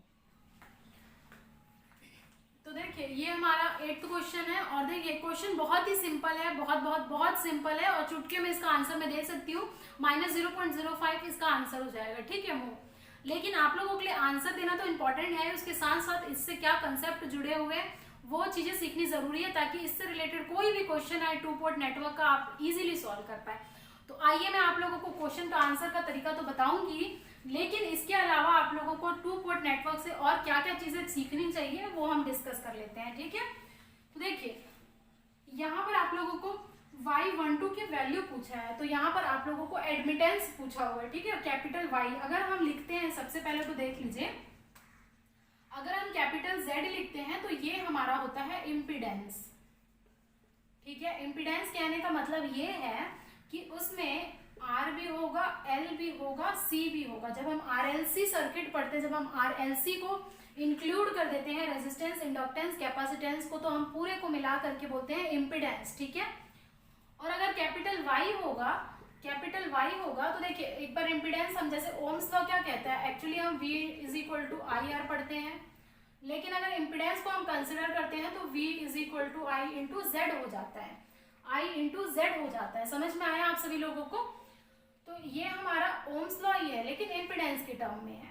तो हमारा एडमिटेंस क्या होगा, admittance हम जब 1/Z करते हैं, देख लीजिए 1/Z करते हैं तो ये हमारा होता है एडमिटेंस। मुझे मालूम है आप सभी लोगों को हो सकता है मालूम होगा, लेकिन बहुत सारे ऐसे बच्चे हैं जिन्हें नहीं मालूम है, उनके लिए मैं बता रही हूँ। लेकिन जिसको मालूम भी है वो लोग भी, आप लोग जरूर से अच्छे से सुनिएगा, क्योंकि बहुत छोटे छोटे कंसेप्ट होते हैं जो मिस हो जाते हैं, ठीक है। तो एडमिटेंस हो गया। अब इस जो Z का यूनिट है, इम्पीडेंस का जो यूनिट होता है, देख लीजिए वो होता है ओम। जो रेजिस्टर का ही होता है यूनिट, वही इम्पीडेंस का होता है ओम होता है, ठीक है। तो अब एडमिटेंस का यूनिट क्या होगा, एडमिटेंस का यूनिट हो जाता है मोह, MHO मोह, ठीक है। इसको उल्टे ऐसे से डिनोट करते हैं। तो बहुत सारे क्वेश्चंस तो यूनिट से ही आते हैं, एडमिटेंस का यूनिट बताओ मोह, या फिर हम और क्या कहते सकते हैं, इसको सीमेंस कहते हैं, ठीक है, सीमेंस कहते हैं मोह, या फिर सीमेंस कहते हैं। एडमिटेंस का है, तो यहाँ से जो आप लोगों का ओम्स लॉ बना, तो ये हो जाएगा V = I × Z की वैल्यू क्या है, 1/Y है। तो यहाँ से I = V × Y हुआ। तो यहाँ से आपका जो बेसिक लॉ है, ओम्स लॉ, वो ये निकल करके आया। तो ये था रहा कंसेप्ट एडमिटेंस और इम्पीडेंस का। छोटी छोटी बातें थी, लेकिन मुझे लगा कि आप लोगों से डिस्कस करना चाहिए, ठीक है। तो ये मैं अब रब कर ले रही हूँ, आई होप आप लोग सारा कुछ नोट करते हुए चल रहे होंगे। अब देखिए ये है, आप लोगों को पहचानने का सबसे पहले जरूरी है कि ये 2-पोर्ट नेटवर्क का क्वेश्चन है, और सर्किट थ्योरी अगर मैं बोलूँ तो टू पोर्ट नेटवर्क जो है थ्योरी बहुत इंपॉर्टेंट है हर एक एग्जाम पॉइंट ऑफ व्यू से। तो टू पोर्ट कहने का मतलब ये है कि हमारा ये कोई भी नेटवर्क है, कोई भी हमारा क्या है, ये नेटवर्क है। तो ये नेटवर्क में कुछ इनकमिंग टर्मिनल होंगे, कुछ आउटगोइंग टर्मिनल होंगे, तो इसको हम बोलते हैं इनपुट पोर्ट। ठीक है, इसको हम क्या कहते हैं, इनपुट पोर्ट। तो इनपुट पोर्ट है तो यहाँ का वोल्टेज क्या हो जाएगा, प्लस माइनस V1 ले सकते हैं, यहाँ E1 दिया तो आप E1 भी ले सकते हैं, लेकिन जो जनरलाइज्ड रहता है वो V1 रहता है। इसका कुछ करंट I1 है। यहाँ सिमिलरली जो आउटपुट पोर्ट है उसका V2 है, और करंट हम लोगों को अंदर डायरेक्शन में लेना होता है, इस डायरेक्शन में। टू पोर्ट नेटवर्क में हमेशा इस डायरेक्शन में लेना रहता है जब हम सर्किट थ्योरी की बात करते हैं। ठीक है, ये कंसेप्ट है आप लोगों का सर्किट थ्योरी का। लेकिन जब अगर आप पावर सिस्टम पढ़ते हैं बच्चा, तो आप लोगों को क्या करना चाहिए, पावर फ्लो होता है। तो पावर फ्लो क्या होता है, सेंडिंग से रिसीव होना चाहिए, इसलिए जो करंट I2 का डायरेक्शन है वो आउटवर्ड हो जाता है। तो ये हम पढ़ते हैं पावर सिस्टम में, ये हमारा पावर सिस्टम का कंसेप्ट है। ठीक है, तो इसमें भी टू पोर्ट नेटवर्क आप पढ़ते हैं। ट्रांसमिशन लाइन का जब पूरा कंसेप्ट आता है, ट्रांसमिशन लाइन का पूरा जब कंसेप्ट आता है तब वहां पर हम पढ़ते हैं। तो ये हो जाता है सेंडिंग एंड वोल्टेज, तो जिसको हम V1 या फिर VS बोलते हैं, ये हमारा करंट IS होता है। ये हमारा रिसीविंग एंड वोल्टेज जिसे हम VR कहते हैं, और करंट हमारा क्या होता है, IR होता है। तो ये पावर सिस्टम का कंसेप्ट है। जब हम लोग IR को जो है वो बाहर लेते हैं, तो ये दोनों कंसेप्ट में आप लोगों को गलती नहीं होनी चाहिए कि मैम अंदर क्यों ले रहे हैं, बाहर क्यों ले रहे हैं। ये सर्किट थ्योरी का कंसेप्ट है, ये पावर सिस्टम का कंसेप्ट है। समझ में आया आप सभी लोगों को।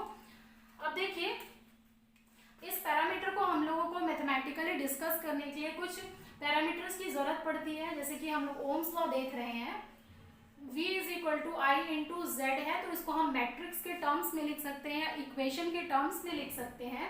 तो इसको यहाँ पर इक्वेशन अगर हम बोलेंगे, V1 =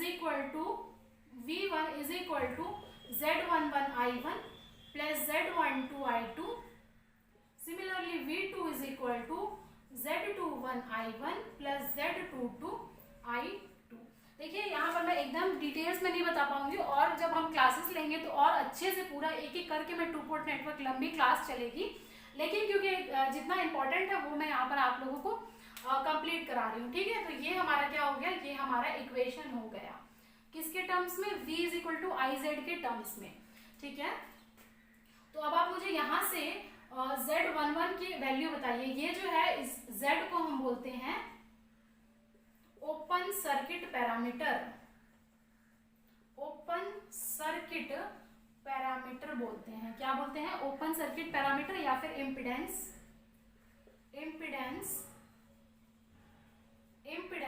पैरामीटर, या फिर मैट्रिक्स। ठीक है, इम्पीडेंस मैट्रिक्स कहते हैं। ठीक है, समझ में आया। अब यहाँ से देख लीजिए, आप लोगों को क्या करना है, open circuit parameter. Open circuit का मतलब क्या है कि उस टर्मिनल को ओपन कर दिया गया है। तो Z11 को हम क्या करेंगे, देख लीजिए, Z11 = V1 में I1 with I2 = 0। यानी कि जो पोर्ट 2 है उसका करंट हम 0 कर देंगे। I2 को 0 कहने का मतलब है कि ओपन करें इस टर्मिनल को, आउटपुट को, और उस समय में हम लोग V1/I1 की जो भी रेशियो आएगी उसको हम कहेंगे Z11। समझ में आया आप सभी लोगों को, Z11। तो ये हो जाएगा, यहाँ पर इसको देखिए, इसको I2 को 0 करिए, तो V1/I1 with I2 = 0, इसे हम कहते हैं Z11। या फिर इसको आप कह सकते हैं open circuit impedance, open circuit input impedance actually कहना चाहिए, क्योंकि ये इनपुट साइड में है। Z11 = V1/I1, open circuit input impedance. Similarly अब आप मुझे बताइए कि Z21 कैसे होगा। तो Z21 क्या हो जाएगा, V2 में I1 with I2 = 0। देखिए I2 को मैंने 0 किया, V2 में I1 निकाला, तो ये हो जाएगा V2 में I1 with I2 = 0। देखिए 2/1 रहेगा, 2/1 मतलब 1 और 2 अलग अलग है, इनपुट भी शामिल है और आउटपुट भी शामिल है, तो इसे हम कहते हैं ट्रांसफर इम्पीडेंस। ठीक है, क्या कहते हैं हम, ट्रांसफर इम्पीडेंस। थिंक ये आप लोगों को क्लियर होगा। ट्रांसफर इम्पीडेंस हम कब कहते हैं, जब इनपुट पोर्ट भी शामिल हो, आउटपुट पोर्ट भी शामिल हो, तब हम कहते हैं इनपुट इम्पीडेंस। सिमिलरली फटाफट आप मुझे ये बताइए Z12 क्या होगा, Z22 क्या होगा। तो Z12 क्या हो जाएगा, V1 अपॉन में I2 with I1 is equal to 0 and this is V2 upon में I2 with I1 is equal to 0। ठीक है, I2 इज इक्वल टू 0। तो इसका भी क्या है, ये भी हमारा क्या है, ट्रांसफर है। 1 और 2 दोनों ही शामिल है पोर्ट, तो इसको हम कहते हैं ट्रांसफर इम्पीडेंस। ठीक है, और डिटेल्स में मैं बात करूंगी, जितना जरूरत है आप लोगों को उतना पढ़ लीजिए अच्छे तरीके से। ये क्या हो जाएगा हमारा आउटपुट एडमिटेंस। ठीक है, ओपन सर्किट आउटपुट इम्पीडेंस, क्योंकि आउटपुट तरफ का है V2 अपॉन में I2, तो इसलिए ये ओपन सर्किट आउटपुट इम्पीडेंस। तो ये इस तरीके का Z पैरामीटर होता है हमारा। ठीक है, Z पैरामीटर होता है हमारा, ये क्या है, Z11, Z12, Z21 and Z22। समझ में आया आप सभी लोगों को।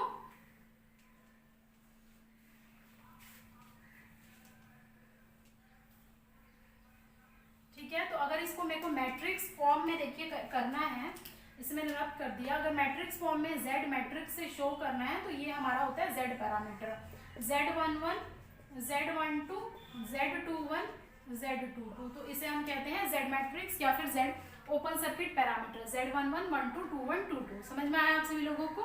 ये इसलिए कह रहे हैं कि ये 2x2 मैट्रिक्स है, तो इसीलिए ये वाला हमारा जब मैथ पढ़ते थे तो क्या होता था, फर्स्ट रो फर्स्ट कॉलम तो 1 1, फर्स्ट रो सेकंड कॉलम 1 2, इस तरीके से हम इसको डिवाइड करते थे। समझ में आया। सिमिलरली हमारा क्या है, वाई पैरामीटर भी होता है,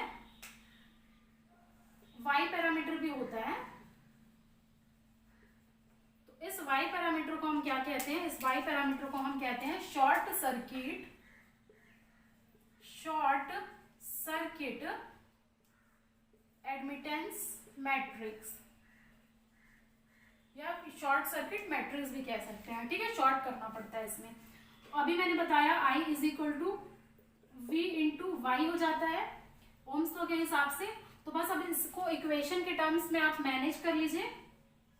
तो ये हो जाएगा I1 is equal to Y11 V1 plus Y12 V2, I2 is equal to Y21 V1 plus Y22 V2। समझ में आया इस इक्वेशन को।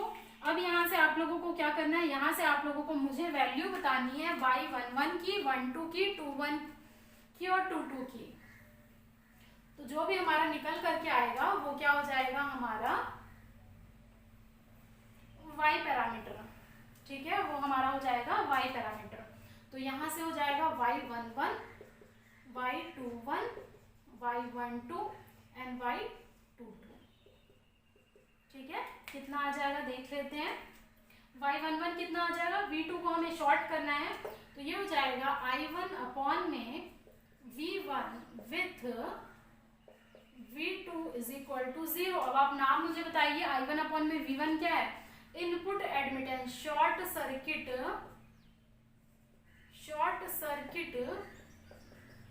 इनपुट एडमिटेंस इम्पीडेंस नहीं, आई एम सॉरी।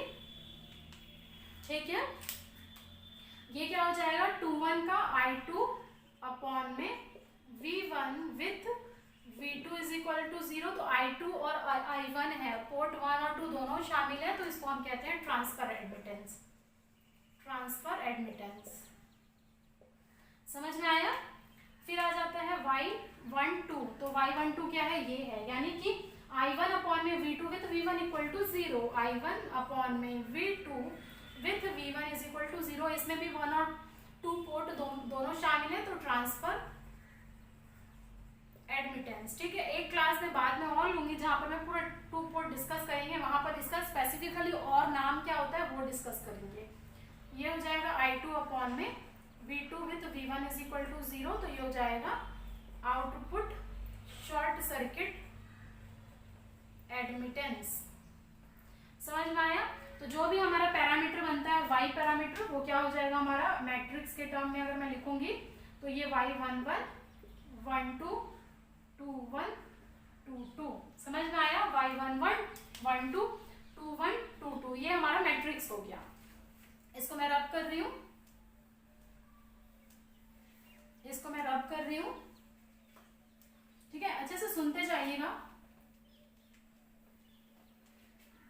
सुनते जाइएगा। अब देखिए, जो आपको नोट पॉइंट में लिखना है ये तो आप लोगों को समझ में आ गया। अब इससे इस क्वेश्चन के रिगार्डिंग आप लोगों को क्या चीज याद रखनी है। सबसे पहले एक नेटवर्क ड्रॉ कर लेते हैं, टी नेटवर्क। एक नेटवर्क ड्रॉ कर लेते हैं, टी नेटवर्क, ठीक है। तो देखिए, शॉर्टकट मैं बता रही हूँ, वैसे तो डिटेल्स में इसका पूरा एनालिसिस होता है, लेकिन आपके एग्जाम पॉइंट ऑफ व्यू से इंपॉर्टेंट है वो बता रही हूँ। ये हमारा टी नेटवर्क हुआ कि नहीं हुआ, ये सबसे पहले तो आप बताइए। ये टी जैसा दिख रहा है, 2 रेजिस्टर और बीच में एक रेजिस्टर, तो ये टी नेटवर्क जैसा दिख रहा है, टी नेटवर्क जैसा दिख रहा है। अब अगर मान लीजिए ये Z1 है, ये Z2 है, ये Z3 है, ये V1 V2 I1 I2 सब कुछ सेम रहेगा एज इट इज। ये Z1 Z2 Z3 इंटरचेंज भी कर सकते हैं, ये मैं रैंडमली ले रही हूँ, ये Z3 हो सकता है, Z2 हो सकता है, कुछ भी हो सकता है। तो इसमें टी नेटवर्क में जो हमारा Z पैरामीटर निकलता है, Z मैट्रिक्स निकलता है, वो क्या हो जाता है देख लीजिए। ये हमारा Z11 है, Z12, Z21, Z22, ठीक है। जो Z11 की वैल्यू होगी वो इन दोनों को ऐड करना है, यानी कि Z1 प्लस Z2 करना है। क्या करना है बताइए, Z1 प्लस Z2, फिर जो हमारा Z22 है इन दोनों का एडिशन करना है, तो ये हो जाएगा Z2 प्लस Z3। क्या हो जाएगा, Z2 प्लस Z3, ठीक है। और जो हमारा ये रहेगा ट्रांसफर वाला इम्पीडेंस रहेगा, वो बीच वाली वैल्यू लिख देनी है, ठीक है। अगर 2 ओम दिया है तो डायरेक्ट 2 ओम लिख देना है। तो ये क्या हो जाएगा हमारा Z2 Z2, simple Z2 Z2। इसको आप नोट पॉइंट और वेरी इंपॉर्टेंट आप लोग टर्म लिखिए। तो दिस प्लस दिस और बीच में, यानी कि this plus this, Z1 plus Z2, Z2 plus Z3 और Z2 Z2। अब मैम इसका हम अप्लाई कहाँ करें, तो क्वेश्चन देख लीजिए। क्वेश्चन देख लीजिए, शॉर्टकट तरीका है बिल्कुल ये। मान लीजिए आप लोगों का टी नेटवर्क है, इसमें क्वेश्चन आप लोगों को दिया हुआ है 2 ओम, 3 ओम, 4 ओम। मान लीजिए ऐसा क्वेश्चन है और आपको बोलेगा इस क्वेश्चन के लिए पैरामीटर निकालिए, Z मैट्रिक्स निकालिए। तो आप क्या क्वेश्चन को इक्वेशन से थोड़ी सॉल्व करना शुरू कर देंगे। तो इसके लिए क्या हो जाएगा, 2 प्लस 3 5, 3 प्लस 4 7 और बीच में 3 आपका answer. This is your answer, ठीक है, दिस इज योर आंसर। और अगर मान लीजिए इसी में आप लोगों को इसी टी नेटवर्क में बोलेगा एडमिटेंस पैरामीटर निकालो, Y पैरामीटर निकालो, तो 2 तरीका होता है। एक तो आप इसका इनवर्स निकाल लें, क्योंकि Y क्या होता है 1/Z होता है, यानी कि Z इनवर्स निकाल करके कर सकते हैं, या फिर आपको इस पाई नेटवर्क में कन्वर्ट करना पड़ेगा, ठीक है। पाई नेटवर्क में कन्वर्ट करना पड़ेगा। ये ओम होना चाहिए, ये ध्यान रखिएगा। ये टी नेटवर्क होना चाहिए, ओम रहेगा, तब जाकर के ये वैलिड रहेगा, ठीक है। Z1 Z2 और ये वाला। तो कंडीशन क्या है, कंडीशन ये है कि ये हमारा टी नेटवर्क होना चाहिए Z पैरामीटर निकालने के लिए। ये हमारा ओम्स में गिवन है, मो में गिवन है कि ओम्स में गिवन है, ये भी आप लोगों को देखना है। तो आई थिंक ये आप लोगों को जबरदस्त तरीका लगा कि नहीं लगा बताइए, ठीक है। अब आते हैं हम जो हमारा एक क्वेश्चन है। तो क्वेश्चन में हम लोगों को पाई नेटवर्क दिया है, क्या दिया है, पाई नेटवर्क।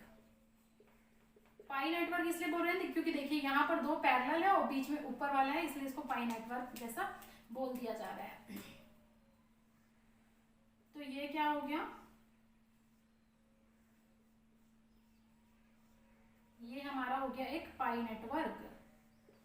मजा आ रहा है कि नहीं बताएं आप सभी लोग, मजा आ रहा है तो लाइक कर दीजिए प्लीज, शेयर कर दीजिए। देखिए ये हमारा पाई नेटवर्क है और इस पाई नेटवर्क में जो हमारा क्या है, हम लोगों ने इसको लिया है y1 y2 y3। मतलब y कहने का मतलब है मोह में वैल्यू गिवन है, यानी कि जो भी वैल्यू रहेगी y की वो मोह में गिवन है। तो y1 y2 y3 इसकी वैल्यू है। मान लीजिए आप लोगों को ये मैं रब कर रही हूँ, उम्मीद करती हूँ कि इसे आप कंसेप्ट समझ लिए होंगे और मजा भी आ रहा होगा। तो थोड़ा पेशेंस बनाए रखा करिए, बहुत सारी चीजें कंसेप्ट होती है समझाने के लिए। तो अगर मान लीजिए जैसे कि R की वैल्यू गिवन है 2 ओम, तो मुझे Y निकालना है, मतलब 1/इम्पिडेंस करना पड़ेगा, 1/2 इसकी मोह की वैल्यू आ जाएगी। ठीक है, ये एग्जांपल के थ्रू मैं समझा रही हूँ। अब हमारा जो y पैरामीटर होगा ना, y पैरामीटर इस डायरेक्ट से ये ध्यान रखना है कि ये मोह में देनी चाहिए वैल्यू और ये पाई नेटवर्क होना चाहिए। तो यहाँ से डायरेक्ट जो y मैट्रिक्स निकलेगा वो हो जाएगा y1 plus y2 plus y3 यहाँ पर, और जो बीच वाली है वो इसलिए हम लोग को क्या लिखना होता है माइनस y2। तो ये आप लोगों की वैल्यू आएगी। ठीक है, ये आप लोगों की पाई नेटवर्क के लिए जब मोह में वैल्यू गिवन है तब आप लोगों का y मैट्रिक्स आएगा। ठीक है, y मैट्रिक्स आएगा। ठीक है, समझ में आया? तो यहाँ पर हम लोगों का एक क्वेश्चन देखिए। अब हम आते हैं अपने ओरिजिनल क्वेश्चन में। ठीक है, ओरिजिनल हम अपने आते हैं क्वेश्चन में।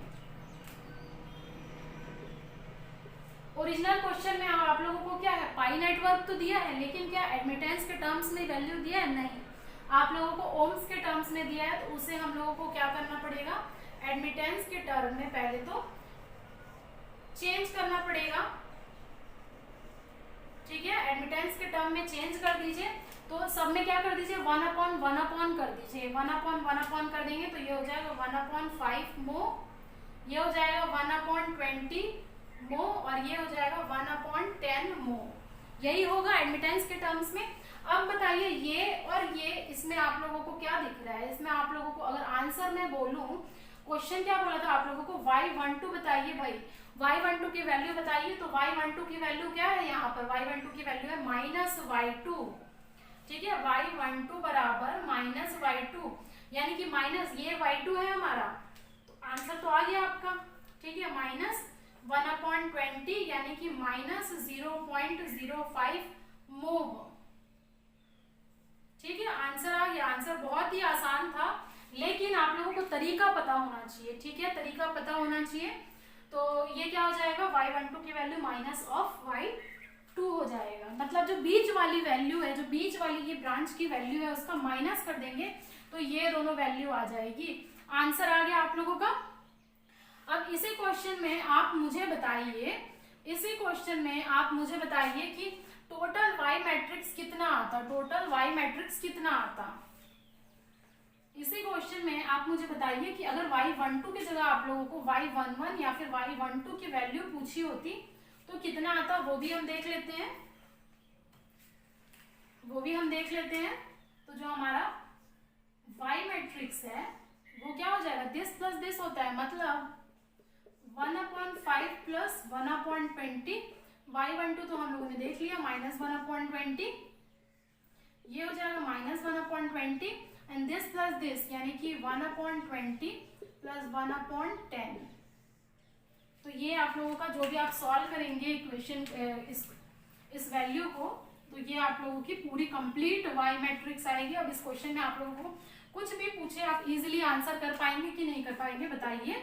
तो ये हो जाएगा 1/5 कितना होता है, 0.2 प्लस 0.05, 1/20 माइनस 0.05 माइनस 0.05 प्लस 0.1।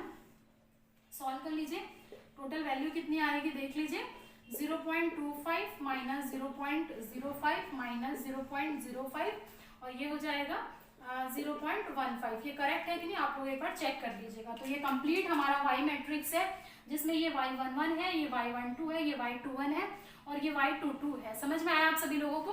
तो ये पूरा कंप्लीट एनालिसिस था इस पर्टिकुलर क्वेश्चन के लिए। इसमें आप डेटा कुछ भी चेंज कर सकते हैं। तो मैं ये समझ रही हूँ कि आप लोग आसानी से क्वेश्चन को सॉल्व कर लेंगे। ठीक है, ये मैं रब कर रही हूँ। अब एक लास्ट कॉन्सेप्ट और बताती हूँ इससे रिलेटेड, जो आपके एग्जाम पॉइंट ऑफ व्यू से बहुत ही ज्यादा इंपॉर्टेंट होता है। ठीक है, इंपॉर्टेंट होता है। देखिए, एक हम पढ़ते हैं एच पैरामीटर भी पढ़ते हैं, एबीसीडी पैरामीटर भी पढ़ते हैं। तो आप जैसे पावर सिस्टम कभी पढ़े होंगे तो उसमें एबीसीडी पैरामीटर की रिक्वायरमेंट होती है जब आप लोगों को receiving end voltage, sending end voltage दिया रहता है। वैसे ही 2 पोर्ट नेटवर्क में भी हम एबीसीडी पैरामीटर पढ़ते हैं। ठीक है, एबीसीडी पैरामीटर पढ़ते हैं।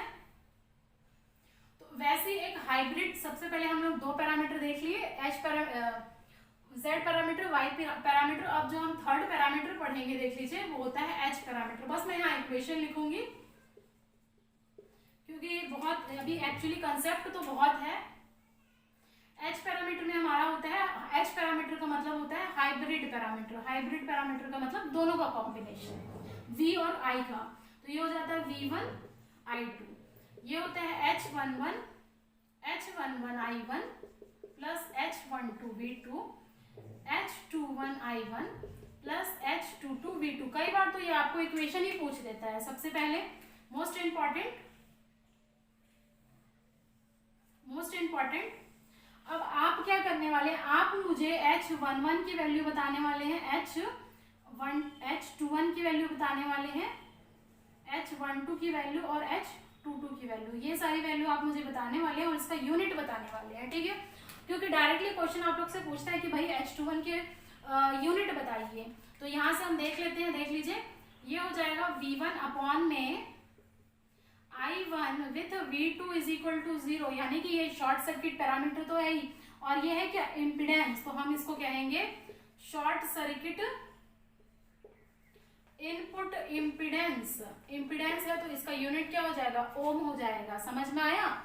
सिमिलरली H21 क्या हो जाएगा, H21 हमारा क्या है, I2 अपॉन में I1। सिमिलरली हमारा H21 क्या हो जाएगा, देख लीजिए, I2 अपॉन में I1 with V2 is equal to 0, यानी कि शॉर्ट सर्किट क्या है, करंट गेन है। आउटपुट अपॉन में इनपुट, जब भी आउटपुट अपॉन में इनपुट रहता है और यूनिट दोनों की सेम है, करंट बाई करंट रहेगा या वोल्टेज बाई वोल्टेज रहेगा, तो इसको हम गेन कहते हैं। तो ये क्या है हमारा शॉर्ट सर्किट करंट गेन कहते हैं इसको, ये करंट गेन है। गेन का मतलब क्या होता है, आउटपुट अपॉन में इनपुट का रेशियो। समझ में आया आप सभी लोगों को। सिमिलरली H12 अगर मैं, ये गेन है तो ये क्या हो जाएगा, ये यूनिटलेस क्वांटिटी हो जाएगा। करंट अपॉन में करंट है तो ये क्या हो जाएगा, ये हमारा हो जाएगा यूनिटलेस क्वांटिटी। समझ में आया, यूनिटलेस क्वांटिटी है हमारी ये। उसके बाद H12 है, तो H12 क्या है, V1 अपॉन में V2 है, V1 अपॉन में V2 है with I1 is equal to 0। I1 का 0 कहने का मतलब है कि ओपन सर्किट पैरामीटर है। सबसे पहली बात तो ये V1 अपॉन में V2। तो देखिए, गेन हमेशा क्या होता है, 2/1 होता है। आउटपुट बाई इनपुट को हम कहते हैं गेन। अदरवाइज ये V1 अपॉन में V2 है तो इसको हम क्या कहेंगे, इसको हम कह सकते हैं ट्रांस गेन कह सकते हैं, ठीक है। ट्रांस एक वर्ड आता है इसके लिए, ठीक है, या फिर रिवर्स बोल सकते हैं। तो ये हमारा क्या है, ये हमारा है वोल्टेज गेन, वो भी कैसा, ओपन सर्किट वोल्टेज गेन। और अगर आउटपुट अपॉन में इनपुट होता तो नॉर्मल बोलते हैं, लेकिन V1 अपॉन में V2 है तो इसको हम कहते हैं ट्रांस या फिर रिवर्स वोल्टेज गेन, ठीक है। तो इसको आप लिख लीजिए, reverse open circuit voltage gain. इसकी यूनिट क्या होगी, again this is a unitless quantity, क्योंकि V1 अपॉन में V2 है, वोल्टेज अपॉन में वोल्टेज है, तो कोई भी इसका क्या होगा, कोई भी इसका यूनिट नहीं होगा। तो ये हो गया first, second, third and fourth one क्या है हमारा, फोर्थ H22 है, तो ये हो जाएगा I2 अपॉन में V2 with I1 is equal to 0। I2 upon में V2 यानी कि हमारा क्या है, I बाई V हमेशा क्या होता है, एडमिटेंस होता है। तो ये हमारा क्या है, ये हमारा ओपन सर्किट आउटपुट एडमिटेंस है, ओपन सर्किट आउटपुट एडमिटेंस है। यूनिट हो जाएगी इसकी मोह। तो देखिए, इतना सारा चीजें मैंने इसमें कवर किया है, पूरा यूनिट इसमें से आप लोगों को पूछता है, बहुत इंपॉर्टेंट है, ये आप लोगों को ध्यान रखनी है, ठीक है, ध्यान रखना है पूरा ये।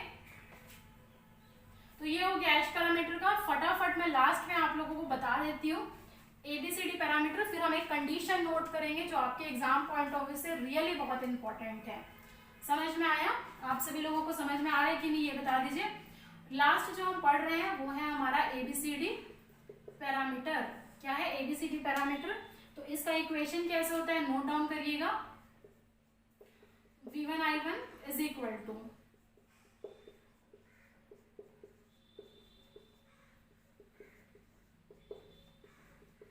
ये इसका ABCD पैरामीटर का इक्वेशन होता है। नेटवर्क थ्योरी में जब आप पढ़ रहे होंगे अपना, जब भी आप पढ़ रहे होंगे पावर सिस्टम, तो उसमें आप लोगों को ये प्लस दिखाई देगा, VS is equal to AVR plus BIR, ऐसा कुछ दिखता होगा, रिसीविंग और सेंडिंग। तो नेटवर्क थ्योरी के टर्म्स में ये है। अब मैं आप लोगों को ए बी सी डी की वैल्यू नहीं बता रही हूँ, आप खुद कैलकुलेट करके देखिए ए की वैल्यू कितनी आ रही है, v1 अपॉन में v2 with i2 is equal to 0, unit बताइए। ठीक है, समझ में आया। अब एक कंडीशन जो मोस्ट इंपॉर्टेंट है, आप कमेंट सेक्शन में मुझे कमेंट करके बताइए एबीसीडी की यूनिट क्या होगी, यूनिट क्या होगी वो आप लोगों को पहचानना है। ठीक है, तो एबीसीडी पैरामीटर ये हो गया ए, ये हो गया बी सी डी, ऐसे लिखते हैं। अब इम्पॉर्टेंट जो नोट पॉइंट आप लोगों को इम्पॉर्टेंट याद रखनी है वो क्या चीज है, तो इस तरफ लिखिएगा रेसिप्रोकल,